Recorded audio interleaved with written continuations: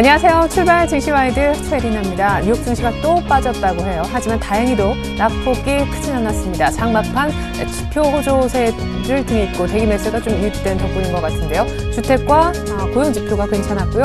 전일 중국의 제조업 지표가 부진했듯이 미국의 제조업 경기도 여전히 좋진 않은 것으로 드러났습니다. 하지만 전반적으로 3개 중에 2개 지표는 좋았다라는 것. 문제는 일본 니케이의 폭락이 오늘 우리 장에 어떤 영향을 줄까 예보가 되겠는데요. 일단 뒤늦게 유럽 증시도 같이 빠졌는데 유럽은 상대적으로 미국보다는 낙폭이 컸습니다. 일본 얘기 나중에 다시 해보겠고 먼저 간밤의 글로벌 증시 분위기부터 정리해보겠습니다. 네, 뉴욕 증시는 이틀 연속 하락했습니다. 그러나 장 후반으로 갈수록 지표가 낙폭을 줄이는 뒷심을 보여 전날과는 반대되는 양상이었습니다. 무엇보다 연준의 양적 완화 축소에 대한 우려감을 지표와 고용 등 양호한 지표가 상쇄시켜줬습니다. 한편 유럽 증시는 영국, 프랑스, 독일이 나란히 2.1% 급락하며 상대적으로 많이 빠졌습니다. 전일 버냉키 의장이 몇 달 내 양적 완화를 축소할 수 있다고 발언하고 중국의 제조업 PMI가 7개월 만에 50을 밑돌아 위축세로 돌아선 점이 악재였습니다. 이날 나온 미국 주택과 고용 지표는 호조세를 보였으나 제조업 지표만큼은 부진했습니다. 신규 실업수당 청구 건수는 전주 대비 2만 3천 건 줄어든 34만 건을 기록하며 예상보다 큰 폭 감소했고 미국 전역의 집값은 14개월 연속 오름세를 지속하는 등 주택시장은 강력한 회복 국면을 보였습니다. 그러나 제조업 지수는 7개월 만에 가장 낮았습니다. 일본 니케이 평균이 하루 만에 7% 넘게 폭락했습니다. 동일본 대지진이 발생했던 2011년 3월 이후 가장 큰 하락률이었습니다. 23일 니케이 평균은 전날보다 7.3% 내린 14,483.98에서 마쳤습니다. 주가가 급락하자 오사카 증권거래소에서 거래되는 니케이 평균 선물이 이날 오후 거래가 중단되기도 했습니다. 네, 오늘 김중수 한은 총재는 이 같은 어떤 주요국 증시의 폭락이 향후 여러 번 관찰될 수 있다고 언급하기도 했는데요. 잠시 후에 저희가 일본 니케이의 폭락 원인과 우리 증시에 미친 영향 꼼꼼하게 살펴드리겠습니다. 이 밖에 어떤 내용들 오늘 저희가 준비했는지 그것부터 보여드립니다.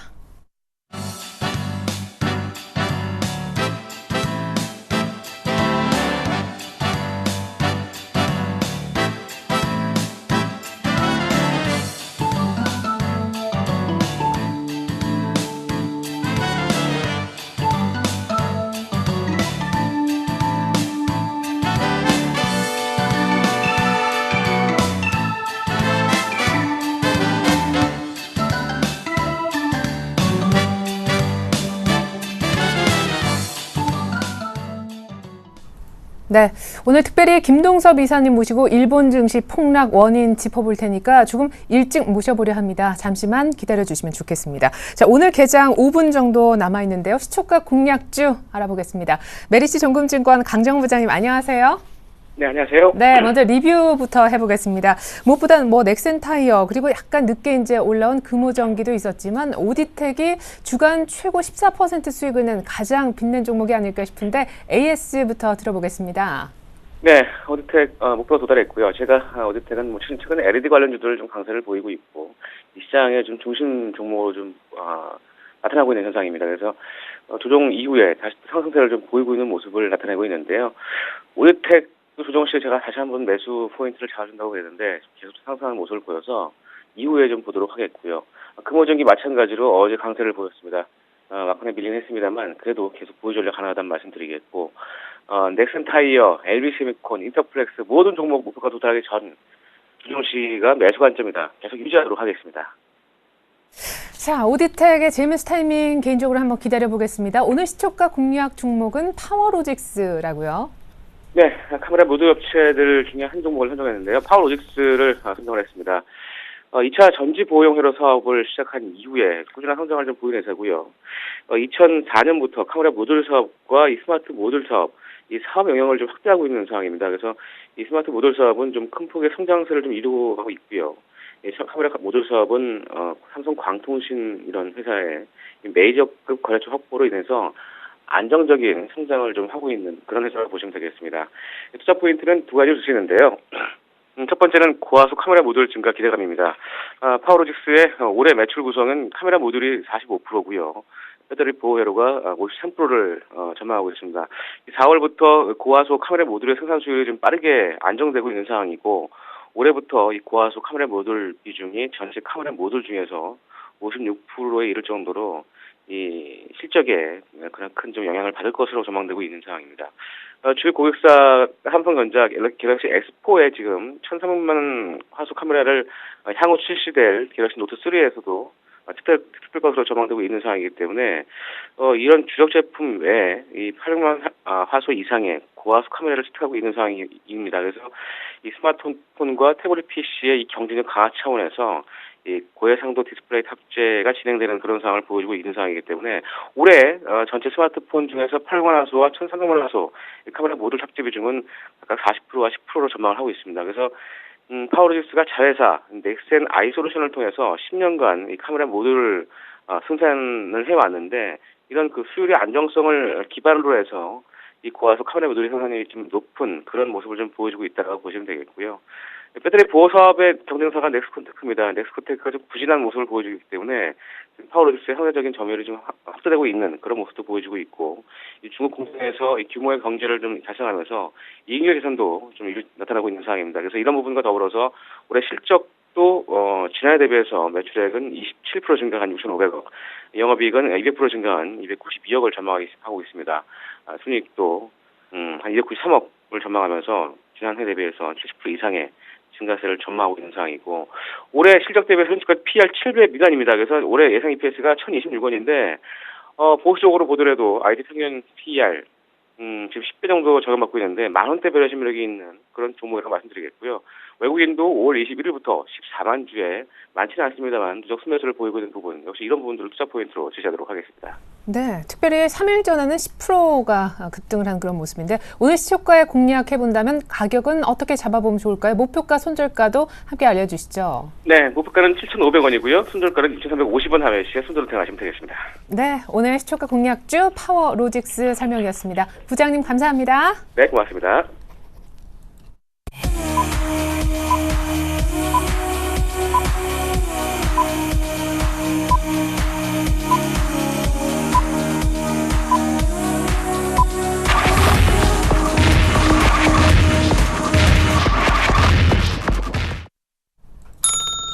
(5월 24일) 금요일 이번 주 마지막 거래일 이제 막 시작이 됐습니다. 전일 우리 증시도요. 중국 지표 부진 그리고 미국의 양적 완화 축소 우려가 있는 데다가 갑자기 일본장이 2시 이후부터 급락하고 결국 폭락하는 바람에 영향이 좀 있었죠. 그런 날 하필이면 투신권의 매물도 많이 좀 맞았던 그런 느낌이 있습니다. 1960선대까지 보게 되었는데 오늘 우리 장 그리고 일본 니케이가 과연 얼마나 올라올지 환율 분위기도 짚어드리겠습니다. 먼저 양시장 개장 분위기 도움 말씀 주시기 위해 두 분의 전문가를 모셔봤는데요. 소개부터 해드릴게요. 플래닛 투자연구소의 황규섭 팀장님 그리고 골든이글 투자자문 정태근 팀장님 나와주셨습니다. 안녕하세요. 네, 반갑습니다. 안녕하세요. 네, 자, 오늘 드디어 황규라인, 황정라인 이렇게 만들어진 날인데 자, 황 팀장님 일단 코스피가 반등을 해주고 있네요. 네, 일단 뭐 코스피 시장 약간의 좀 반등세가 나오는 모습 보여주고 있습니다. 0.5% 정도 상승한 한 10포인트 정도 반등이 나오고 있는데요. 어제 일본 증시가 좀 폭락을 했기 때문에 그런 시장에 대한 좀 기대감에 대해서는 약간 좀 반응을 해주고 있는 것이 아닌가라고 좀 판단해 볼 수 있겠습니다. 삼성전자 같은 경우에 계속해서 지금 뭐 좋은 얘기가 나오고 있죠. 최단기간 내에 지금 플래그십 핸드폰인 갤럭시 S4가 1000만 대 이상 팔리게 되면서 그런 부분에 지금 소극적으로 좀 모멘텀이 일어나고 있는 것 같고요. 그리고 가장 좀 엔화랑 관계가 많다고 볼 수 있는 자동차 같은 경우에도 반등을 시작을 했고 이번 주 내에도 좀 좋은 모습을 보여주면서 현대차가 20만 원을 지지로 해서 다시 한번 상승세를 보이는 것이 아닌가라고 좀 판단해 볼 수가 있겠습니다. 외국인들이 계속해서 들어오고 있는 NHN 같은 경우에도 오늘 좀 좋은 모습 보여주고 있고요. 거래소 시장 뭐 수급 동향 한번 살펴보신다면 오늘 같은 경우에 개인이 좀 팔고 있고요. 외국인은 처음부터 좀 사는 모습 보여주고 있다고 보시면 될 것 같습니다. 다만 선물에서는 아직 매도 포지션을 취하고 있기 때문에 향후에 대해서 상방으로 그렇게 높게 잡지는 않도록 하겠습니다. 네. 자, 이렇게 해서요. 저희 코스피가 거의 1989군에서 상승 출발하고 있다는 소식 전해 들어봤고요. 일본 니케이도 역시 올라오는군요. 니케이가 1.7% 어제 폭락 이후에 곧바로 일단 시가에서 반등을 줍니다. 오늘 14,731포인트에서 출발하고 있습니다. 전일 7% 넘게 폭락하면서 하루 만에 1,100포인트 이상이 밀렸던 니케이인데 오늘 일단은 반등을 주고 있는 분위기입니다. 코스피, 니케이 분위기는 비슷한 듯하고요. 이제 코스닥의 분위기를 한번 살펴보죠. 어떻습니까? 일단 코스닥 보시면 어제 그 하락을 좀 만회를 하는 그런 반등이 좀 시작이 되고 있습니다. 어제 0.85% 정도 하락 마감을 했었는데 오늘 그 부분을 조금 만회할 만한 0.5% 정도 이제 강보합권 출발을 하고 있습니다. 어제 외국인 쪽에서도 매도로 전환이 됐었는데 오늘 아침 쪽 같은 경우에는 매수로 전환이 되면서 외국인과 기관 동반적 매수로 현재 출발을 하고 있습니다. 전일 같은 경우 기관이 반도체 섹터 상당히 큰 폭의 매수세를 보였었는데 오늘 쪽에서 그런 매수가 보이는지 한번 확인해 봐야 될 것 같고요. 그리고 기관의 매수 그리고 외국인의 매수까지 이어지게 된다면 오늘 575포인트 회복도 상당히 좀 가능하지 않겠나 좀 생각을 하고 있고요. 자, 시가총액 상위 종목들 간단하게 한번 살펴보게 된다면 지금 현재 전체적으로 1% 내외 어떤 강세 출발을 하고 있습니다. 서울반도체가 1.88%, OCI 머티리얼즈가 1.3% 정도 현재 상승 출발을 하고 있고요. 하지만 반대로 SK 브로드밴드 그리고 CJ 홈쇼핑 그리고 GS 홈쇼핑이 현재 하락 출발하고 있습니다. 시가총액 상위 종목군에서는 홈쇼핑 관련주들이 하락 출발하고 있다는 것이 특징적이라 봐야 될 것 같습니다. 네. 며칠 만에 하락했었던 코스닥 역시 오늘 장 초반 외국인 기관 소폭이지만 쌍끌이 수급이 만들어지면서 570선까지 다시 빠르게 올라오는 모습입니다. 이렇게 해서 양시장 빨간불 그리고 니케이도 반등한다라는 소식까지 전해드렸는데요. 자, 이번에는 외환시장 출발 상황 알아보겠습니다. 오늘 오래간만에 KB 외환선물로 가서 정경팔 팀장님 만나볼게요. 팀장님 안녕하세요. 네, 안녕하세요. 네, 정말 중요한 시기여서 만나 뵙고 싶었습니다. 전일 미국의 양적 완화 축소 얘기도 있었고 일본 여파도 있었던 것 같습니다. 원달러 환율이 하루 사이에 거의 15원 급등하지 않았습니까? 오늘 출발은 어떻게 하고 있나요? 네, 오늘 서울 외환시장은 어제 종가 대비 4원 70전이 하락한 1124원에 개장했고요. 개장 이후에는 1124원 50전까지 소폭 반등한 후에 1123원 30전까지 하락했습니다. 이 시간 현재는 1123원 80전에 거래가 되고 있습니다. 달러 환율이 어제는 전일 종가 대비 14원 70전에 상승하면서 이틀 연속으로 상승세를 이어갔습니다만 오늘 다시 하락세를 보이면서 변동성이 커지는 모습입니다. 시장이 이러한 흐름을 보이는 것은요, 재료에 반응하는 방식이 달라졌기 때문인데요. 미 연준의 통화 정책이 변화할 가능성에 우선적으로 반응하던 시장이 어제 중국 경제 지표가 부진한 모습을 보인 것을 계기로 위험 선호와 회피 분위기로 전환되면서 기존의 거래 패턴에 변화가 생겼고요. 이 때문에 시장 참여자들이 다소 혼란스러워하고 있습니다. 어제 아시아장 초반에는요, 미 연준의 출구 전략 시행 가능성으로 달러엔이 102엔대와 103엔대로 오가는 강세를 보였고요. 엔화 약세에 고무된 일본의 수출주들이 강세를 보이면서 일본 증시 역시 강세를 보였습니다. 그런데 어제 오전에 발표된 HSBC 제조업 구매 관리자 지수가 최근 7개월 내 최저치를 기록하면서 일본 증시를 비롯한 아시아 증시가 부진한 모습 보이는데요. 이 순간 외환시장이 반응한 것은 통상적으로 위험 회피 장세에서 볼 수 있는 엔화의 강세와 위험 통화들의 약세였습니다. 달러 엔은 101엔대까지 급락하는 모습을 보였고요.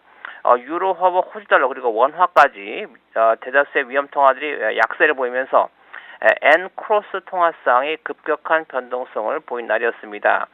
달러 엔의 하락은 통상적으로 달러 원의 하락으로 최근 들어서 그런 경향이 나타났습니다만 어제의 경우는 이러한 엔 크로스 거래 영향력에 힘입어서 엔 원의 급등으로 이어진 점이 달러 원의 급등에 영향을 준 것으로 보여집니다. 지난 밤에는 유럽의 경제 지표뿐만 아니라 미국의 경제 지표까지 호조를 보이는 가운데 유로화와 호주 달러, 원화 등 위험 통화들이 강세를 보였고요. 달러 엔의 경우는 기본적으로 미 경제 지표에 민감하게 반응하는 통화상인 만큼 반등세를 보였습니다. 미 경제 지표가 호조를 보였음에도 불구하고 이전과 같이 달러화가 강세를 보이지 않은 것은 앞서 언급했듯이 시장이 미 연준의 통화 정책에 초점을 맞추는 방식에서 위험 선호와 회피 모드로 전환했기 때문으로 보여집니다. 그러나 미 연준의 양적 완화 축소에 따른 달러 축소 가능성에 따른 달러 강세 영향력이 아직은 생생하게 살아있는 만큼 지난밤 달러화의 약세는 달러화 급등에 대한 시장 참여자들의 포지션 조정 정도로 봐야 하겠고요. 달러 원은 글로벌 달러 강세 기조에 따른 하방 경직성하고요. 또 시장의 지표 호조에 따른 위험 선호도 증가 시에 나타날 수 있는 상방 경직성 등을 모두 받으면서 박스권 흐름이 이어질 수 있겠습니다. 오늘은 일단 1120원대 안착을 확인하면서 다소 쉬어가는 장사가 될 수 있겠습니다. 네, 일단 오늘 좀 조용하겠네요. 재료 분석까지 감사합니다. KB 외환선물 정경팔 팀장님과 함께했습니다. 잘 들었습니다. 네, 감사합니다.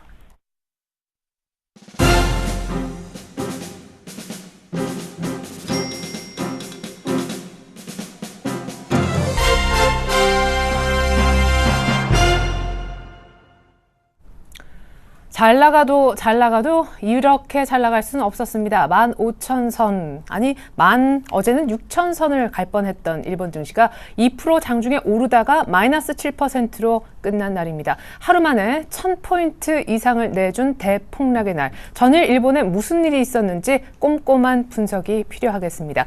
자, 오늘 특별히 이 부분 분석에 도움 말씀 주시기 위해서 IM투자증권 김동섭 이사님을 연결해 보겠습니다. 이사님 안녕하세요. 네, 안녕하세요. 네, 전일 일본이 정말 동일본 대지진 이후에 가장 많이 빠졌다라고 하는데 국채 매도 행렬 때문이다 이런 분석이 있습니다. 맞다면 이것이 좀 어떻게 쉽게 이해될 수 있는지 설명 들어보겠습니다. 일단 그 국채라는 것은요, 금리하고 굉장히 연결이 크죠. 그래서 금리와 반대로 움직이는 그런 성향이 있는데 미국에서 이제 양적 완화 축소 가능성이 대두되면 이제 금리 인상까지도 가능성이 있다라는 부분이죠. 그렇기 때문에 이제 장기 국채 금리에 영향을 줬죠. 그래서 많은 투자가들이 일단 현재 리스크를 벗어나기 위해서 국채를 많이 정리하는 그런 과정이었다라는 부분을 봐야 될 것 같고요.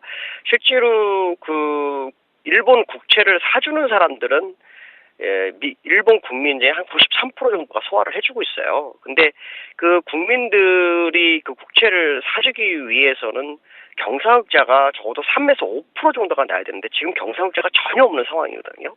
거기다 노령화가 진행되고 있는 그런 상황이기 때문에 지금 새롭게 매수할 수 있는 그런 매수자가 적다라는 거죠. 그렇기 때문에 미국의 양적완화 종료 가능성에 대한 부분이 언급되면서 시장에서 투자가 위축되는 그런 상황이었다라고 보시면 맞을 것 같습니다.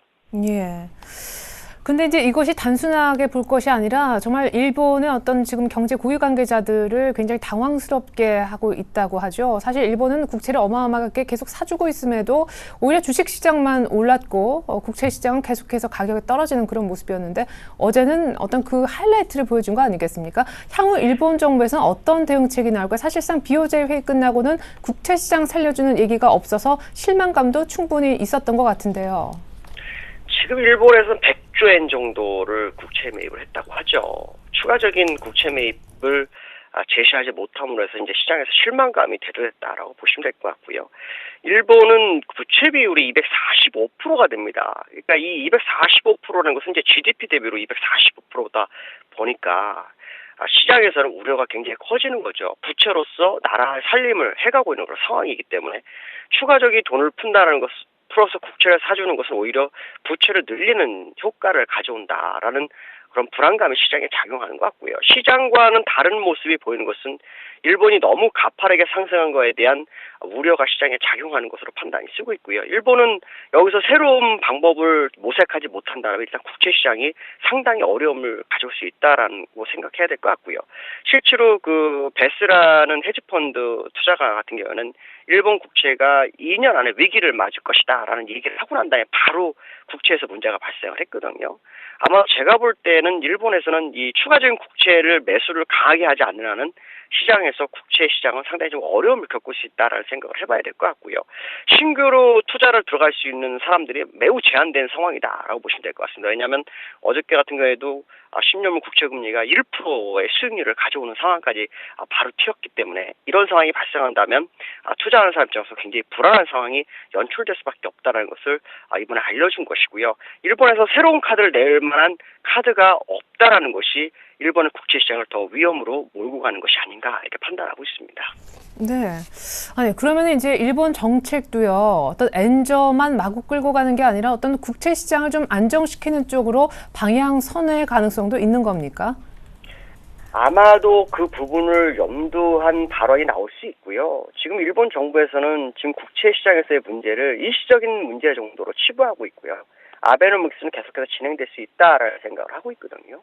제가 볼 때는 일본 국채를 좀 안정시키기 위한 전략이 좀 필요한 상황이다라고 판단이 쓰고 있고요.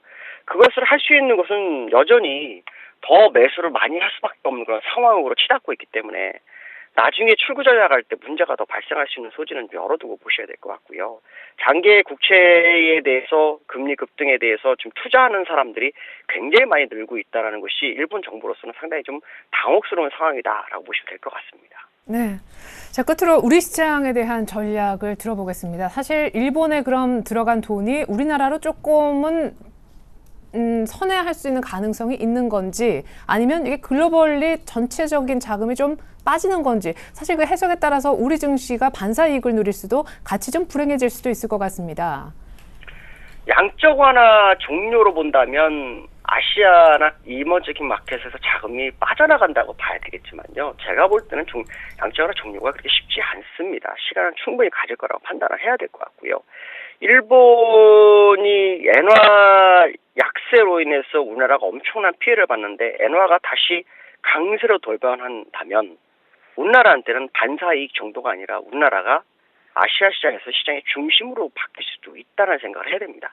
우리나라 같은 경우는 주가가 계속해서 엔화 약세나 지정학적 리스크라든가 이런 문제가 굉장히 컸었는데 지금은 그게 어느 정도 해소할 수 있는 기미를 보여주고 있고요. 또 엔화가 강세로 돌변하면서 우리나라 원화가 약세가 굉장히 빠르게 진행될 수 있는 그런 소지가 있기 때문에 아마도 그거에 대한 수익률을 가지기 위해서 일본에 투자했던 자금이 우리나라로 좀 많이 몰려올 수 있다라고 생각을 하셔야 될 것 같고요. 일본에 투자했던 자금들이 추가로 못 들어가는 이유는 단기적으로 50% 정도의 수익률을 지수가 올라가는데 이 50말이 지수의 50%지 종목으로 따지면 수백 프로가 낮다고 똑같거든요. 그렇다면 당연히 이 실현을 하고자 하는 세력이 생길 것이고 그들은 결국 다른 곳으로 투자를 할 수밖에 없다는 거죠. 그렇다면 N저로 인해서 가장 손실 많이 본 나라, 그 나라가 N고가 된다면 가장 이익을 많이 볼 거다 생각한다면 우리나라에 새로운 매수세가 영입될 수 있다라는 생각을 해야 될 것 같고요. 어저께 일본은 대량 거래를 통해서 주가를 끄집어 내렸는데 그 시점에서 우리나라 외국인은 대량 매도를 하지 않았다라는 겁니다. 그 얘기는 우리나라로 선회할 확률이 굉장히 높아지고 있다라고 보시면 될 것 같고 향후 국내장이 일본장과 키높이를 맞춰나가는 장을 연출할 수도 있다는 생각을 해봐야 될 것 같습니다. 네, 일본과의 수익률 갭 줄이기, 오히려 반사이익을 얻을 수 있는 수급 환경 기대한다라는 말씀 들어봤습니다. 무엇보다 일본장 왜 폭락했는지 이제는 좀 이해하실 분들 많이 늘어났을 것 같아요. IM투자증권 김동섭 이사님 오늘 특별히 감사합니다. 네, 감사합니다.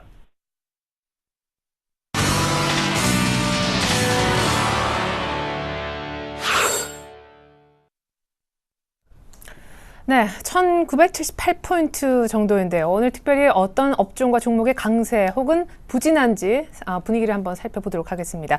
오늘 STX 그룹주가 또 빨간불이에요. 이 섹터는 언제나 좀 일제히 동반해서 같은 흐름을 보이곤 하는데 오늘 좋은 소식이 들어왔나 보죠? 일단 뭐 STS 같은 경우야 계속해서 뭐 채권단 자율협약이라든지 네. 이런 부분들이 나오기 있기 때문에 뭐 앞으로 향후 뭐 회생에 대한 가능성 그런 부분들이 부각되면서 오르고 있는 것 같은데요. 그런 부분들도 있겠고 오늘 아무래도 그 현대미포조선의 수주 소식이 좀 있었죠. 그런 부분들 때문에 뭐 하필이면 오늘 그것이 나왔고 그렇기 때문에 뭐 계속해서 좀 상승하는 모습 보여주고 있는데 워낙에 바닥권에서 움직이고 있는 모습이고 8월 때까지 들어오는 자금에 대한 6천억 원 정도는 막을 수 있겠지만 그 이후에 대한 자금들은 어쨌든 간에 업황이 돌아와야 되겠죠. 페노션이라든지 STX가 가장 기본적으로 했던 선박을 보면 뭐 현대미포조선이나 삼성에서 했던 드루이십, 뭐 LPG 운반선 이런 것이 아니라 벌크선들이 상당히 많습니다. 그 벌크선들의 업황이 돌아오기에는 아직까지 좀 멀었다고 좀 생각을 하기 때문에 여기 뭐 보유하신 분들 관점에서 뭐 반등시 비중 축소 이런 의견을 드릴 수 있겠지만 신규 매수자의 진입이라든지 이런 부분에 대해서는 좀 불가하지 않나라고 생각을 하고 있습니다. 네, 이번 자동차주 한번 보겠습니다. 사실상 박스권 뭐 거의 상단에 다 왔다라고 생각했던 기아차. 더 추가적으로 오늘 현대차, 기아차, 모비스 3인방이 모두 2% 중후반의 상승률이네요. 네, 그렇습니다. 말씀해 주신 것과 마찬가지로 엔저의 영향으로 인해서 계속해서 20만 원 하단에서 지금 박스권 흐름을 보였었고 현대차 기준으로 했을 때 20만 원이면 박스권 상단이었습니다. 그 부분들에서 많은 지금 물량들이 나왔다고 보시면 될 것 같은데 그런 물량들을 오히려 좀 기관 쪽에서 전부 좀 받아가면서 이제 좀 다시 한번 상승에 대한 의지를 불태우지 않나라고 판단이 되고 있습니다. 하지만 팩트만 놓고 본다면 확실히 엔저로 인해서 수익성이 악화가 된 것은 사실입니다. 왜냐하면 도요타 같은 경우에 영업이익이 60% 정도 이상 증가를 했지만 현대차 같은 경우는 같은 기간 한 20% 내외 감소를 했기 때문인데요. 그런 부분의 갭차를 어느 부분에서 줄일 수 있느냐가 가장 큰 쟁점인 것 같습니다. 제가 생각하기에는 그 부분을 줄일 수 있는 것은 계속해서 말씀드리지만 중국에 대한 대형차 판매겠죠. 그런 부분들이 해결이 되지 않는다면 앞으로 향후에 뭐 계속해서 뭐 BMW와 같은 영업이익률이라든지 이런 높은 성장세를 기대할 수는 없을 것 같고요. 예전에만큼 뭐 30만 원을 넘어가거나 그런 것들은 좀 기대하기 힘들 것 같습니다. 다만 이제 뭐 현대차나 기아차 같은 경우에 이제 특근이 다시 재개가 되기 시작을 하고 있죠. 그런 의미가 두 가지가 있습니다. 노사 간에 협의가 잘 됐다는 것도 있겠지만 당연히 좀 차가 어느 정도 생각보다 잘 팔리고 있으니까 특근까지 하는 거라고 보시면 될 것 같고요. 그런 부분들 생각해 본다면 향후에도 좀 전망은 어느 정도 지금까지 엔저로 인해서 나빴던 전망보다는 상당히 좀 좋지 않나라고 판단해 볼 수 있겠습니다. 네, 근데 타이어 쪽에서 먼저 시동을 걸었던 미쓰비시와의 좋은 공급 계약 소식도 있었던 넥산 타이어도 오늘 추가 상승하고요. 부품주 가운데 전일 바로 이 자리에서 우리 이명식 전문가를 통해 꽤 괜찮다라는 평가를 받은 성우 하이텍이 오늘도 가네요. 부품주는 타이어. 예. 성우 하이텍 같은 경우에는 모든 자동차들이 무너질 때도 나홀로 좀 올랐던 종목이라고 보시면 될 것 같습니다. 네. 왜냐면 글로벌 시장들과의 매출처가 좀 다변화된 그 부분이 가장 좀 컸다고 보시면 될 것 같은데요. 그동안에 회사가 쌓아왔던 노하우를 이제 현대 기아차뿐이 아니라 글로벌 회사들과 좀 매출 계약을 맺고 그런 부분들에 의해서 좀 매출처가 다변화된다는 것이 회사에게서는 가장 큰 이득이라고 보시면 될 것 같고요. 그런 부분에 의해서 좀 상승을 했었고 워낙에 좀 자동차주와 묶여서 약간 떨어졌던 부분이 있지만 혼자서 약간 좀 다르게 올라갔던 부분들이 있기 때문에 성우 하이텍 같은 경우 약간 좀 개별 종목으로 좀 봐주셨으면 좋겠고 타이어주 같은 경우에는 제가 볼 때는 그랬습니다. 모든 지금 뭐 현대차라든지 기아차라든지 현대모비스라든지 다른 종목 여타 자동차 종목들이 좀 내려올 때 같이 좀 한번 올라갈 때 같이 못 올랐던 종목들이 타이어주들이었죠. 그래서 넥산 타이어 같은 경우 말씀해 주신 공급 계약도 있었고, 가치주로 부각되고 있는 한국 타이어도 마찬가지고, 금호 타이어 또한 계속해서 좀 좋은 모습 흐름 보여주고 있기 때문에 교체 수요라든지 이런 부분들 생각해 본다면 향후에 지금 그리고 생각보다 많이 오르지 않았습니다. 오른 부분들이 별로 없고 IT나 뭐 이런 부분들에 대해서 오른 부분들이 별로 없기 때문에 상대적으로 아직까지 좀 가치 평가를 제대로 받아야 되는 시점이 아닌가라고 판단하고 있습니다. 네. 자, 그리고 역시 거래소에서 이 섹터는 빼놓을 수가 없을 것 같습니다. 전일 또 독보적으로 다시 한번 시동을 걸었던 통신주, 오늘 흐름은 어떤지요? 네, 통신주 같은 경우는 이제 LG U+를 중심으로 해서 좀 많이 오르는 모습 보여주었었는데요. 오늘 같은 경우에도 오늘 같은 경우에는 뭐 KT 같은 경우에 0.2% 정도 하락하는 모습 보여주고 있고 SK텔레콤 같은 경우에 1.3% 정도 좀 하락하는 모습 보여주고 있습니다. 예전에도 한번 이런 질문을 받았던 것 같은데 저는 이렇게 말씀을 드렸습니다. LTE 시장이 개화하고 나서 시장에서 이제 뭐 가입자당 그 수수료가 높아지기 때문에 그런 부분에 의해서 실적은 좋아질 수 있지만 오를 게 없어서 올랐다고 지금 말씀을 드렸던 적이 있는 것 같은데 지금 상황도 그렇다고 보시면 될 것 같습니다. 장이 어느 정도 좋아지고 장이 좀 받쳐주는 그 시그널이 보이기 시작을 한다면 다시 한번 통신주 같은 경우는 좀 좋지 않은 모습을 보여주고 있다고 생각을 하고요. 그리고 또 계속해서 말씀드리지만 상반기까지 그리고 중반기까지는 좋을 수 있습니다. 하지만 하반기부터 LTE 어드밴스 투자가 들어가기 때문에 그런 부분에 대해서 그런 부분들에 투자가 들어간다면 올해의 이익 성장성은 하반기쯤에 좀 멈추지 않을까라고 판단이 되고 이런 부분들을 메꾸기 위해서는 내년에 한번 기대해 보시는 것이 어떨까라고 판단하겠습니다. 네. 자, 이번에는 코스닥에 있는 저희가 특징주를 한번 살펴보고자 합니다. 사실 살인 찐득이 의심 환자 가운데 사망자 수도 또 추가로 또 늘었다고 하고 최근에 테마도 뭐 조심스럽게 형성되는 그런 모습이어서요. 오늘은 또 어떤 테마가 강세인지 특징주까지 같이 한번 보겠습니다. 네, 좀 아침 쪽에서 지금 스마트 그리드 관련주도 조금 강세를 좀 보이는 것 같더라고요. 그래서 일단 누리텔레콤 쪽은 먼저 좀 살펴보고 여타 뭐 다른 종목들도 좀 살펴보도록 할게요. 스마트 그리드 같은 게 상당히 좀 오랜만에 상당히 좀 강세를 보이는 뭐 섹터라 좀 봐야 될 것 같은데 일단은 뭐 스마트 그리드 관련 기업들이 국내가 아니라 예전에 해외 쪽에 어떤 컨소시엄에 참여를 하게 되면서 해외발 어떤 매출 확대에 대한 부분들이 좀 기대가 되는 것 같습니다. 뭐 아침 쪽에서 우즈베키스탄 컨소시엄에 참여를 하게 되면서 여기에 뭐 그 세계 어떤 그 진출에 대해서 그러니까 세계 글로벌 시장에 대해서 진출에 대한 어떤 초석을 마련할 것이라는 그런 부분들이 좀 호재가 되는 것 같습니다. 자, 일단 어쨌든 뭐 아침 쪽에서 뭐 이런 뉴스 때문에 현재 누리텔레콤이 현재 4.7% 정도 강세를 보이고 있는 부분도 확인되고 있고요. 그리고 덩달아 옴니 시스템도 좀 강세를 보여주고 있습니다. 하지만 중요한 것은 그 오늘 쪽에 뉴스가 나오고 있는 부분도 긍정적이긴 한데요. 차트를 좀 보게 된다면은 차트 좀 키워서 좀 보도록 할게요. 자, 누리텔레콤 같은 게 최근에 추세가 좀 상당히 좀 우상향을 추세가 돌려졌다는 부분들이 좀 긍정적으로 봐도 될 것 같습니다. 일단 월 쪽에 4.7% 정도 강세를 보이고 있다는 부분도 긍정적이긴 하지만 네. 이런 해외 컨소시엄에 대한 부분들이 주가 최근에 좀 선반영이 되게 되면서 추세가 이제는 아래쪽에서 위쪽으로 이제는 돌려지는 것이 아닌가 좀 이렇게 예상이 되고 있습니다. 그래서 일단 추세는 조금 이제 추세가 어쨌든 최근에 좀 긍정적으로 전환이 됐기 때문에 차트적인 부분을 볼 때 충분히 접근은 좀 가능하지 않겠나 좀 생각을 하고 있습니다. 네. 하지만 일시적으로 조심해야 될 부분은 일시적으로 무너지는 그런 흐름도 나올 수 있기 때문에 조심해야 되지 않겠나 이렇게 한번 봐야 될 것 같고요. 자, 일단은 그 찐득이 관련주 말씀하셨는데 최근에 뭐 찐득이 사망자가 국내에서 좀 발견이 되게 되면서 뭐 대한유팜이라든지 그리고 승일이라든지 이런 종목들이 좀 강세를 보이고 있는데 그것뿐만 아니라 웰크로라는 종목도 상당히 좀 강세를 보이고 있습니다. 6.2% 정도 오늘도 강세를 보여주고 있는데 최근 상당히 급등 패턴이 좀 연출이 되고 있어요. 웰크론 같은 경우에 잘 아시다시피 뭐 방탄복 뭐 그런 부분도 있고 어떤 방산산업도 부분도 있긴 하지만 마스크라는 단순 관련성 때문에 어떤 테마성 흐름이 좀 연출이 되는 것 같습니다. 그래서 어저께 제가 말씀드렸지 급등 그리고 테마 좀 조심하자고 말씀드렸는데 네. 이런 종목들 같은 경우에 일시적으로 마무리가 되는 경우가 상당히 많았습니다. 뭐 예를 들게 되면 방산 테마주가 될 수 있겠죠. 최근에 그 북한 리스크가 고조가 되게 되면서 상당히 방산 테마가 부각이 됐었는데 거기에 대한 시세가 이제 마무리가 됐습니다. 그렇기 때문에 이런 어떤 과거 사례를 봤을 때 물론 찐득에 대한 사망자 발생했다는 부분들은 우려스럽긴 하지만 이런 부분들이 단순 테마성으로 일시적으로 급등 이후에 다시 한번 추세가 무너질 가능성이 크기 때문에 이런 종목들은 시세 초기에 접근한 것이 아니라면은 상당히 지금 부분뿐만 아니라 앞으로도 조심해야 되기 때문에 이런 부분들 한번 좀 말씀 좀 드려보도록 할게요. 자, 그리고 파워로직스 아침 쪽에서 좀 강세를 보이고 있는데요. 저희 시초가 공략 종목. 예, 그렇죠.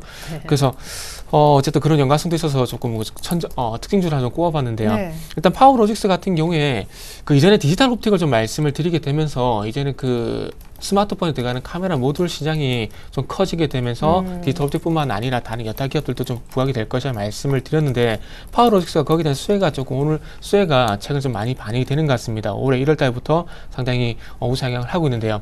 일단은 뭐 갤럭시 노트 3라든지 그리고 기존에 현재 발매가 됐죠. 갤럭시 S4에 1,300만 원짜리 카메라 모듈을 공급할 것이라는 얘기가 공급을 하고 있다는 얘기가 나오고 있는데 지금 수율이 상당히 좀 낮다고 그러더라고요. 그래서 일단은 어떤 공급업체가 많긴 하지만 그 수율을 맞추기는 아직 부족하다는 얘기가 나오고 있습니다. 그래서 이런 부분의 어떤 실적 반영에 대한 기대감 그리고 앞으로 얼마만큼 스마트폰 갤럭시 S4 뭐 1,000만 대가 벌써 출고가 됐다고 그러는데 만약에 시장 예상치처럼 1억 대 가량 뭐 어떤 추세가 나오게 된다면 파워로직스도 어떻게 본다면 파트론과 같은 어떤 그 지속적인 우상향도 조금 그래도 기대를 해봐도 되지 않겠나. 지금은 어떤 기대감에 의한 추가적인 상승에 좀 베팅을 하셔도 무방하겠다 이렇게 말씀드릴게요. 네. 잘 들어봤습니다. 이번에는요, 거래소로 다시 옵니다. CJ그룹주 봐야 될 것 같은데, 네, 역시 121선 지지 못 받고 계속 밀리는 모습. 오늘 또 추가 하락합니다. 사실상 이 비자금 의혹 수사가 점차 일파만파 더 커지고 있죠. 커버하는 그 범위까지 뭐 이제 어떤 오늘과 다 사법 처리될 가능성이 또 있다고 하는데. 네, 그렇습니다. CJ 같은 경우에 오늘도 한 3% 정도 넘는 하락을 좀 보이고 있는데요. 제가 생각하기에 어차피 지금 뉴스 내용이라든지 이런 부분은 다 알고 계실 거라고 네. 생각을 하고 제 개인적인 생각을 좀 말씀을 드린다면 CJ라든지 CJ 제일제당 이런 주식들 같은 경우에 실적에 대한 악화라든지 이런 부분들 때문에 좀 많이 하락한 부분들이 있었습니다. 이제 문제는 코스닥 시장에 상장되어 있는 CJ 그룹주인데요. CJ 오쇼핑이라든지 CJ ENM, CJ CGV 같은 잘 나가던 엔터라든지 이런 방송 부분에 대한 주가 또한 지금 흔들리고 있다는 것이 좀 가장 큰 문제이지 않나라고 판단을 하고 있습니다. 오히려 이런 경우에는 CJ 제일제당 같은 경우에 하락폭이 좀 멈출 수 있습니다. 워낙에 좀 바닥권에서 움직이고 있기 때문에. 하지만 다른 여타 많이 올랐던 CJ 오쇼핑 아까 뭐 코스닥에 상장되어 있는 그런 기업들 같은 경우에는 많이 올랐기 때문에 하락에 대한 빌미를 좀 제공이 될 수가 있겠죠. 그리고 또 이거 CJ 꼭 이 문제는 CJ만의 문제가 아니라 어느 정도 좀 확산에 대한 우려도 좀 나오지 않나라고 판단을 하고 있습니다. NHN 같은 경우에도 이제 독과점이라든지 이런 부분에 대해서 좀 들어가고 있고 계속해서 지금 뭐 갑을 관계라든지 이런 것들이 사회적 이슈가 되고 있는데 시장에 참여하는 투자자 입장으로 본다면 저는 좀 좋지 않은 현상이라고 보고 있습니다. 증시의 모멘텀이 이렇게 없는 상황에서 정부에서 이렇게 뭐 대기업을 이렇게 뭐 손을 댄다는 것은 증시에 뭐 상당히 좀 뭐 좋은 영향보다는 나쁜 영향을 끼칠 거라는 좀 생각이 많이 들고 있고요. 네. 하락은 이 정도 폭에서 좀 멈추지 않을까라고 생각을 하고 있습니다. 기존에 뭐 한화라든지 다른 뭐 삼성이라든지 이런 부분들 이런 기업들에 대해서 이런 그룹들에 대해서 이런 비슷한 이슈가 있었을 때도 하락 같은 경우에 어느 정도 한 3, 4일 이후에는 멈추는 모습을 보여주기 때문에 굳이 지금 뭐 투매에 동참할 필요는 없다라고 좀 말씀을 드리고 싶습니다. 네. 자, CJ그룹주 분위기 봤고요. 잠깐 코스닥에 오늘 또 반도체 후공정 업체들 어떤지 보겠습니다. 전일 다들 좀 좋았었는데. 네. 반도체 섹터 같은 경우에 올해는 좀 긍정적으로 봐도 될 것 같습니다. 어떻게 왜 제가 그런 말씀드리냐면, 네. 자, 반도체 장비 업체들 작년에 상당히 좋지가 않았었죠. 왜일까요? 삼성이란지 LG 그리고 하이닉스였던 그 설비 투자가 이루어지지 않았기 때문에 어떤 장비 수주가 안 됐기 때문에 안 좋아질 수밖에 없었다는 겁니다. 근데 올해 들어서 어쨌든 뭐 삼성에서 대규모 설비 투자에 나서고 있고요. 이미 LED 쪽 같은 경우는 설비 투자가 이제 나서고 있고요. 그리고 지금 현재 뭐 원익 IPS 그리고 DMS 그리고 또 무슨 종목이 있을까요? 죄송합니다. 네페스라든지 그리고 유진테크 이런 종목들이 있을 수가 있는데 이런 종목들이 지금 현재 최근에 올해 들어와서 바닥을 다지면서 우상향을 하고 있습니다. 이게 다 어떤 이유냐면은 중국 BOE사라든지 그리고 중국의 삼성전자의 어떤 중국 낸드플래시 공장 증설이라든지 이런 부분들이 반영이 되면서 주가가 반등을 주고 있다는 겁니다. 그래서 일차적으로는 수주에 대한 기대감들 그리고 이런 부분들이 반도체 업종 전체적으로 퍼질 것이라는 기대감들이 일차적으로 이제 반영이 되고 있는 것이 아닌가 좀 봐야 될 것 같고요. 네. 그리고 더욱 중요한 것은 이런 부분들이 3분기, 4분기에 가서는 실적에 조금씩 반영이 되고 있다. 이런 부분들이 나타날 때 전체적으로 우상향을 계속해서 지속할 수 있다 좀 봐야 될 것 같아요. 지금 현재 기대감, 유진테크를 한번 예를 들어보게 된다면은 지금 현재 기대감으로 인해서 작년 말에 10,000원이었던 주가가 지금 현재 23,000원 거의 더블 이상 올랐습니다. 올해 들어와서 설비 투자가 확대가 될 것이라는 그런 기대감이 반영이 됐다고 봐야 되겠죠. 하지만 중요한 것은 작년 실적 그리고 올해 1분기 실적을 뜯어보게 된다면 아직까지 적자라는 겁니다. 그래서 이런 서두에 말씀을 드렸듯이 이런 그 수주 기대감에 이어서 이제 실적까지 이어진지 한번 봐야 되지 않겠나 생각을 하고 있고요. 그리고 어쨌든 조금 긍정적으로 볼 수 있을 만한 부분은 최근에 어쨌든 계속해서 수주 소식이 이어지고 있다는 부분들, 원익 IPS가 어제 강세를 보였던 이유가 거기서 나올 수가 있겠죠. 그렇기 때문에 일단 반도체 관련 종목들, 삼성이란지 그리고 LG 쪽에 납품이 있는 업체들은 올해 상당히 조금 관심을 가져봐도 무방하다 이렇게 좀 정리를 하도록 할게요. 네. 자, 이번에는요, 전일 수급 특징주를 살펴보도록 하겠습니다. 분석 듣고 오늘장 조언까지 확인합니다. 먼저 거래소 수급 특징주입니다. 네, 외국인이 5일 만에 순매도했던 소폭이지만 사실상 양시장 별로 안 샀던 외국인인데 그래도 크게 안 팔아서 그게 어디입니까? 역시 매수한 탑 종목은 SK하이닉스 요즘 연일 계속입니다. 그 밖에 LG화학, SK이노베이션, 포스코 같은 이쪽 소재산업재, 경기민감 쪽 약간 사들인 것도 특징이고 삼성전자 좀 정리했네요. 기아차도 소폭 팔았고요. LG전자도 3위였습니다. 이번엔 기관의 매매를 봤는데 기관 어제 하루 만에 다시 대폭 매도했어요. 2천억가량 순매도였는데 역시 이럴 때는 레버리지, 사실상 투신권은 코덱스 200 가장 많이 팔았더라고요. 이 밖에 이제 산 종목이 기아차, 현대차, 그리고 삼성전자, SKT였는데, 네, 기아차, 현대차 기관이 샀고, SK하이닉스에 대한 외국인들의 사랑도 대단하군요. 네, 그렇습니다. 요즘 참 매매 패턴을 보시면은 외국인이 팔고 있는 거는 좀 기관이 좀 받아가는 모습 네. 보여주고요. 기관이 팔고 있는 것은 외국인이 좀 받아가는 모습 보여주고 있는데 전형적으로 좀 강세장이 아직은 아니라는 겁니다. 왜냐하면 그 양매수하는 종목들이 어느 특정 업종군이라든지 특정 종목에 대형주 종목에 좀 몰려야 되는데 그런 부분이 없다고 보시면 될 것 같고, 역시나 주목해 볼 수 있는 것은 이제 SK하이닉스 한 종목 정도가 아닌가라고 판단해 볼 수 있겠습니다. SK하이닉스 같은 경우는 뭐 올해 영업이익을 뭐 수조 원대로 좀 예상하는 증권사도 있고요. 컨센서스 자체가 좀 높아지고 있기 때문에 좀 전에 뭐 코스닥 시장 반도체 후공 정도 한번 짚어주셨는데, 네. 그런 그런 부분까지 연관해서 생각을 해볼 수가 있겠습니다. 기존에 뭐 삼성전자의 휴대폰 판매량 하나로 지금 코스닥 시장에 뭐 파트론이라든지 모베이스라든지 뭐 이런 뭐 여타 많은 휴대폰 부품주들이 오른 것과 마찬가지로 SK하이닉스로 인해서 반도체 후공정이라든지 전공정 이런 반도체 사이클도 한번 돌아올 수 있다는 것 한번 명심하시고 한번 투자해 보신다면 나쁘지 않을 것 같습니다. 네, 자 그러면 우리 황규섭 팀장님의 한마디도 들어보겠습니다. 사실은 오늘 의외로 참 강하게 반등을 준다 그랬었는데 지금 상승폭 다 되돌렸거든요. 네, 그렇습니다. 역시나 뭐 수급 상황을 보시면 좀 알 수 있을 것 같은데요. 수급 상황 또한 좀 양매도가 좀 나오고 있다고 보시면 될 것 같습니다. 저는 오늘 한마디 자체를 뭐 2,000포인트 생각보다 좀 보수적으로 접근하자고 아침에 썼는데 뭐 기분이 좋아야 될지 모르겠는데 어쨌든 좀 맞아 들어가는 것 같습니다. 왜냐하면 2000포인트 자체를 뭐 상승 모멘텀을 주기 위해서는 국내 증시 자체에 그렇게 큰 모멘텀은 아직까지 없다고 판단을 하고 있습니다. 어쨌든 간에 엔화 어제 뭐 니케이가 좀 급락을 했고 뭐 이런 모습 보여주고 있지만 우리나라는 오르지 못했는데 지금 계속해서 출구 전략 얘기가 나오고 있죠. 다우지수 같은 경우에는 약보합선이라든지 어느 정도 좀 지지선에 지지를 받으면서 좀 끝났지만 여타 올랐던 종목들 어제 특히 유럽장 같은 경우에 폭락을 했습니다. 그런 부분들 생각해보면 우리 장은 지금 가운데서 계속해서 좀 안 좋은 상황을 좀 지나칠 수 있다고 보는데요. 디커플링으로 인해서 계속해서 좀 오르지 못했던 시장입니다. 그런데 출구 전략 얘기가 나오고 있다면 돈들이 좀 어느 정도 빠져나갈 수도 있겠죠. 아직 뭐 뱅가드 청산 물량이라든지 이런 부분도 남아있기 때문에 수급 공백 또한 계속해서 지금 지속이 되고 있습니다. 여러 가지 악재가 상존한 상황에서 2000포인트를 물론 터치는 할 수 있습니다. 하지만 2000포인트를 터치가 아니라 상방으로 잡지 않고 2000포인트를 지지선으로 해서 계속해서 확장할 수 있느냐가 중요한 것이겠죠. 그런 부분은 아직까지 좀 무리가 있다고 판단을 하고 있고 경기 민감주라든지 뭐 SK 하이닉스 이런 종목 제외하고요. 경기 민감주들 같은 경우에는 약간의 반등이 나올 때 계속해서 좀 트레이닝 전략만이 유효하다고 생각을 하고 대형 우량주 같은 경우에는 역시나 믿을 것은 IT밖에 없다라고 말씀을 드리고 싶습니다. 네, 감사합니다. 자, 이번에 코스닥에 있는 전일 수급 특징주 한번 보겠습니다. 네, 외국인이 전일 한 6거래일 만에 역시 이쪽도 팔았던 그런 날이죠. 하지만 산 종목도 있었습니다. 파트론, 슈프리마, 서울반도체, 코나이, 그리고 원익, 아이패스, 반도체 후공정 외국인이 5번째로 어제 담았습니다. 자, 코스닥의 기관 매매 종목도 한번 볼까요? 하지만 기관이 전일 3일 만에 순매수해서 한 280억 정도 기관이 어제 코스피는 대량 정리를 하고 코스닥에 꽤 많은 매매를 한 것 같은데 네, 기관에 가장 많이 산 종목이 원익 IPS군요. 재밌습니다. SM도 다시 좀 사고. 일단 공통점이 외국인과 그리고 기관의 공동 매수를 한번 보게 된다면 서울 반도체 그리고 원익 IPS가 상위에 랭크가 되어 있다는 게 좀 특징적이라 봐야 될 것 같아요. 최근에 그 기관 어떤 매매 트렌드가 게임 그리고 LED 이제 반도체 쪽까지 이어지고 있는데요.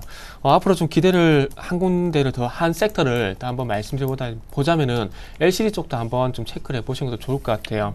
중국 LCD 공장 증설에 대한 얘기도 올해 분명히 삼성 쪽에 있기 때문에 LCD 쪽도 들썩일 가능성이 있기 때문에 제가 보기에는 오늘 말씀드린 뭐 반도체 후공정 관련주라든지 그리고 반도체 관련주 장비 관련주뿐만 아니라 엔지니어링 들어가는 회사라든지 그리고 KC텍 이런 종목들을 한번 LC 쪽도 부각이 될 가능성이 있기 때문에 한번 참고를 해보시라고 말씀 한번 드려보고 싶고요. 자, 오늘 코스닥 시장이 코스피와 마찬가지로 컵벌링 되고 있습니다. 아무래도 외국인의 어떤 매도로 좀 영향을 받고 있는 것 같은데요. 오늘 제가 드리고 싶은 말씀은 코스닥 560포인트만 지지하면 된다 이렇게 말씀을 드릴게요. 최근에 그 코스닥이 좀 추가적인 상승이 제한이 되게 되면서 560포인트와 575포인트 사이에 조금 행보권 흐름을 좀 보여주고 있는데 이 행보권이 깨지지만 않는다면은 아직까지 우상향 유효하다 이렇게 좀 정리를 하도록 할게요. 네, 감사합니다. 이상 오늘장 조언까지 들어봤는데요. 말씀을 듣는 순간에 코스피는 어느덧 하락 전환으로 바뀌었습니다. 화학주 등 이쪽 소재 산업재 중심으로 다시 한번 시장을 빼는 모습입니다. 지금까지 황규섭 팀장님, 정태근 팀장님과 함께해봤습니다. 감사합니다. 감사합니다. 감사합니다.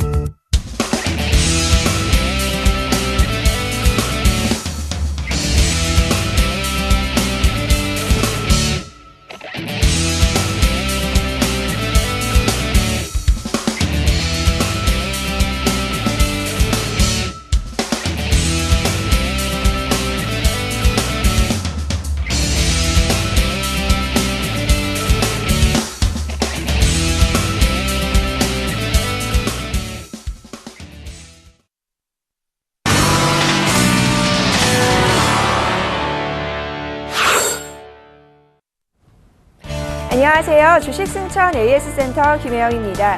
전일에는 최명석 멘토와 정대희 멘토가 포트 대결을 펼쳤습니다. 먼저 최명석 멘토의 포트폴리오 확인합니다.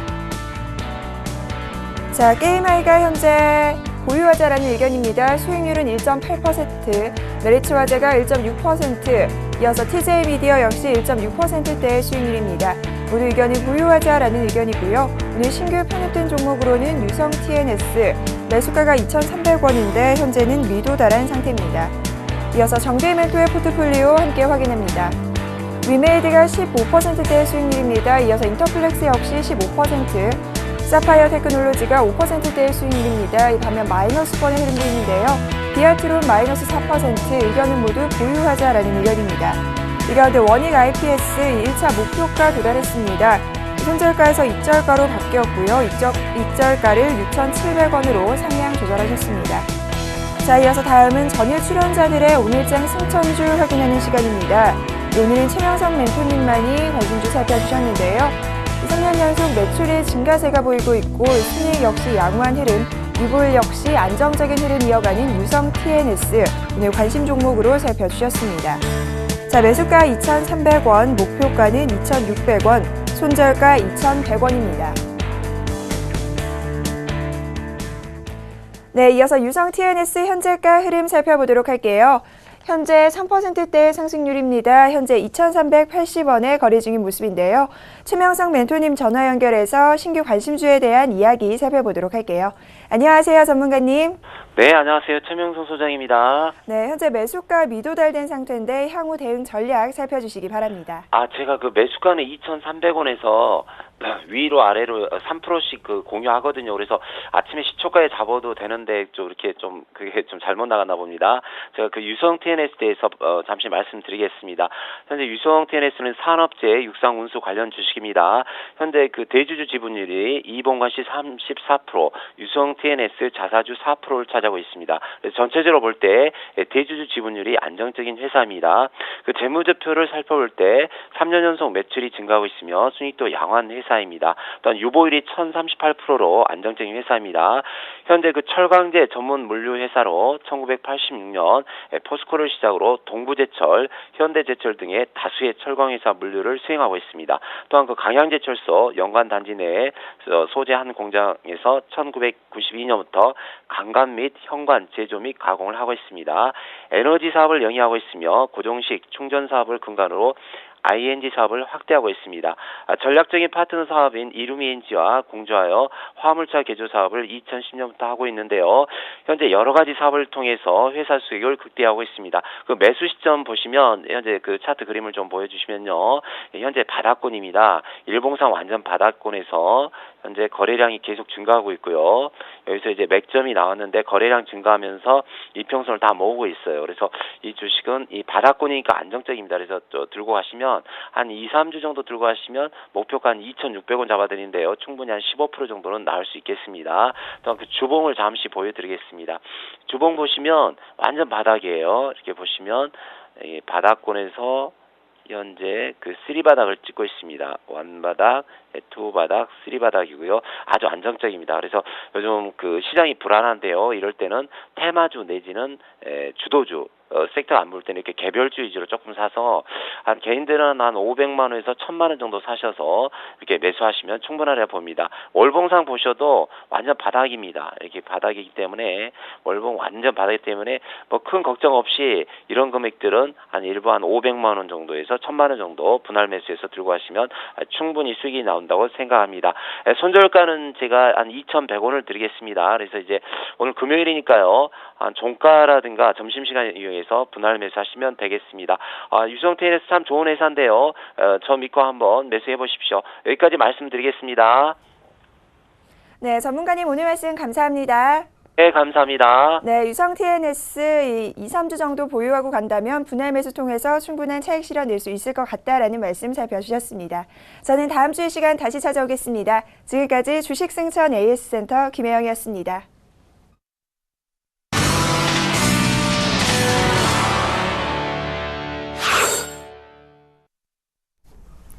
네, 현재 코스피는요, 파란불, 빨간불 왔다 갔다 할 정도로 장 초반에 약간의 꽤 괜찮은 반등폭 모두 다 반납했습니다.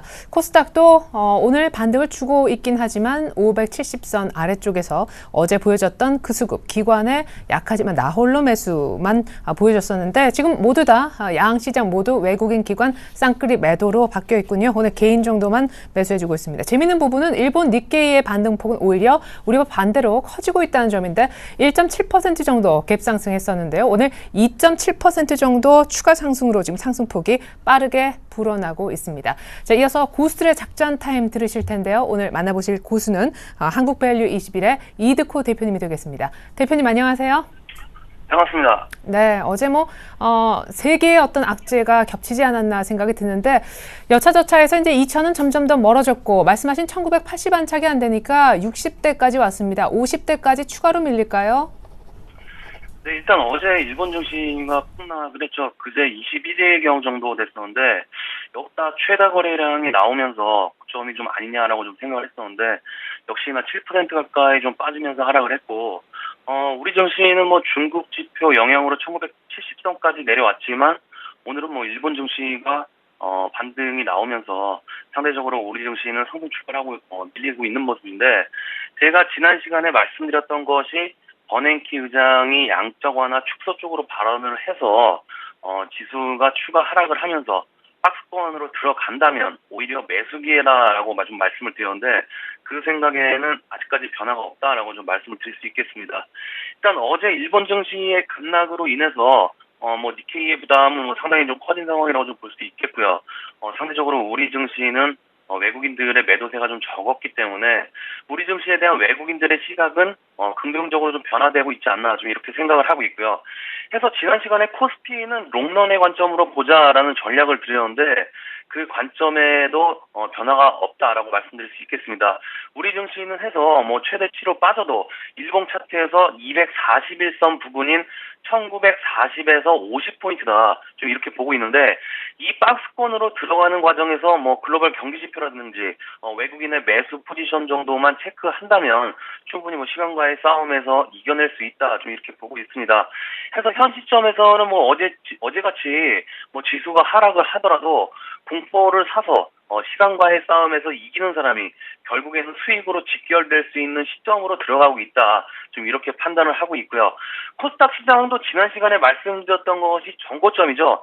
지지난주 579포인트 그 정고점 부근에서 음봉 4개가 좀 나와주었기 때문에 이번에 21선을 타고 상승하는 시점에서 이 정고점 부근인 579포인트를 상승하는지 확인해야 한다라고 좀 말씀을 드렸는데, 역시나 돌파를 하지 못했지만 어제 오랜만에 기관들의 매수세가 들어온 모습이고요. 중요한 게 어제 일봉 차트를 보시면 아래꼴이 없는 장중 저가의 캔들이 나와줬는데, 현 시점에서는 코스닥 지수에 부담에 대한 상황이 나온 시점이기 때문에 단기적으로는 리스크 관리를 해야 할 시점으로 좀 보여지고 있고요. 코스닥 지수는 중요한 게 월봉 차트입니다.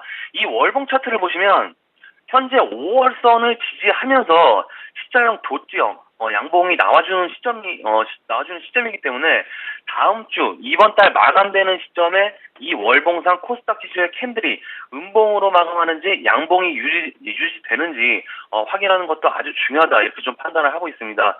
해서 코스닥 지수는 역시나 강한 종목들 위주로 공략하시는 게 좋아 보이고요. 오늘도 한두 종목 정도 들고 나왔는데 종목들 공략하기 전에 지난 시간에 추천드렸던 라이플렉스 한번 체크해드리고 말씀드리겠습니다. 이 라이플렉스는 지난 시간에 추천드리고 1시간 정도 후에 약 3%부터 상한가까지 급등하는 모습이 좀 나왔었죠. 2,100원까지의 2,100원대의 강한 저항이 돌파된다면 저점 공략으로 좀 말씀을 드렸고요.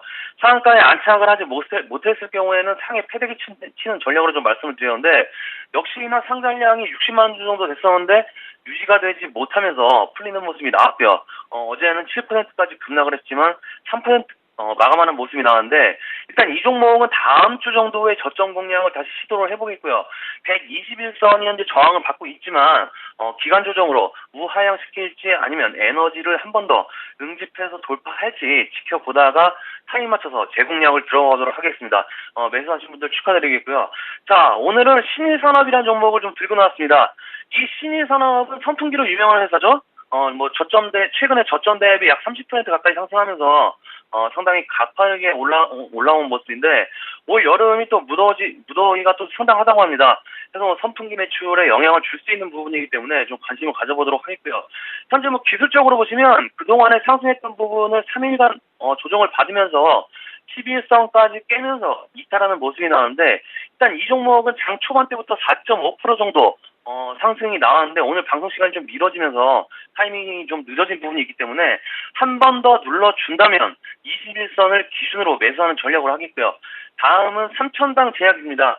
이 삼성전자대학은 현재 차트를 보시면 21선을 타고 주가가 상당히 좀 가파르게 상승한 모습이고 어제도 21선을 저점 확인하고 상승한 모습이라는데 일단 투자자별 매매 동향을 좀 보시면 기사범인이 어딘지 모르겠지만 지속적으로 매수하는 움직임을 보이고 있고요. 기관 외국인 쪽도 매수매도 하면서 주가를 끌어올리는 모습이 좀 보이고 있기 때문에 이 21선 기점으로 눌러줄 때 매수하는 양음량 전략으로 보시면서 정고점 돌파하는지 체크하자 이렇게 말씀드리면서 정리를 해드리도록 하겠습니다. 오늘 작전 타임은 여기까지입니다. 고맙습니다. 네, 오늘장 관심주까지 대표님의 말씀 전해 들을 수 있었습니다. 자, 코스피가 다시금 파란불을 보인 것도 잠시 빨간불로 돌아섰습니다. 1970란. 하지만 수급은 바뀌지 않았습니다. 외국인들의 강력하진 않지만 전방위적인 매도 속에 기관마저 오늘은 양시장 모두 관심이 없어 보입니다. 소폭이지만 반등을 주고 있는 우리 증시와는 달리 빠르게 반등폭을 키워가는 일본 증시의 모습도 같이 포착되고 있는 아침인데요. 전 잠시 후 2부로 다시 오겠습니다. 고맙습니다.